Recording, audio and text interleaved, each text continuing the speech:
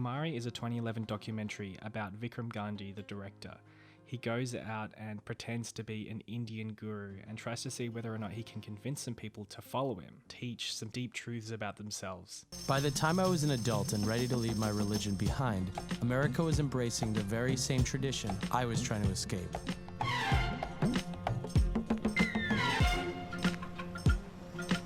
Yoga had become the answer to all of our Western problems. For me, it's the only time when I kind of shut down my inner voice. It's like, you should do that, you should do some weight. And a $5 billion a year industry. The messengers of this movement called themselves gurus. They dressed like Indian monks and swamis and drew their credibility from thousands of years of Indian spirituality, whether they had a claim to it or not. So tired. I wanted to know if these spiritual leaders were for real or just full of it. So I started to make a documentary about them. What follows is kind of like a Borat type thing where him and his two associates, they actually go and try and get yoga classes first to see if anybody will be willing to learn the spiritual practices that he made up. And at first you kind of go in thinking, oh, it's just this guy making fun of a lot of white people. And it kind of is. I remember I watched this first a few years ago and I really, really felt, I guess, a sense of, not entitlement, satisfaction, a little bit, at these new age white people seeking some kind of spirituality and latching on to basically bullshit. Like, this guy could just make up whatever he wants and yet they just feed into it because they really don't have any kind of understanding out of it. But then in my rewatch, while I was empathetic to the people, I guess I became even more empathetic about the people and understood really the true meaning of what this thing was entirely about. Not that I didn't initially, but I guess I just came out thinking more about it in a broader way, considering all the stuff I've been learning recently. The people that he sees don't really seem racist. They probably have some racist tendencies for sure.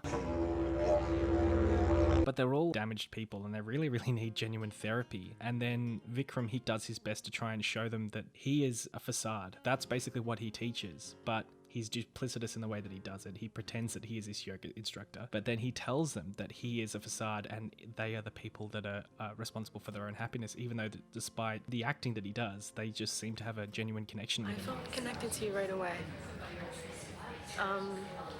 Something about you. I was like, I'll just follow him anywhere. He's just a mirror, really. He's reflecting their innermost secrets and desires and all the things, the hang-ups that they have. And he's basically, just through being plaintive and just saying these general basic things that you would say to anybody to support them, they look to find the strength to push themselves out of the horrible things they're going through. But that doesn't mean it's not funny, because it's really, really fucking funny. All back coming up. Then you come like this. So like this, therefore important that when you don't have you have proper inhale, exhale like that. Exhale, inhale, exhale.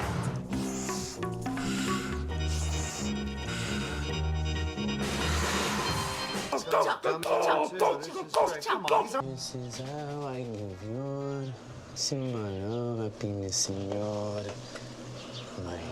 Because that is all people wanting. See your feeling. You will have to use this image like a mirror.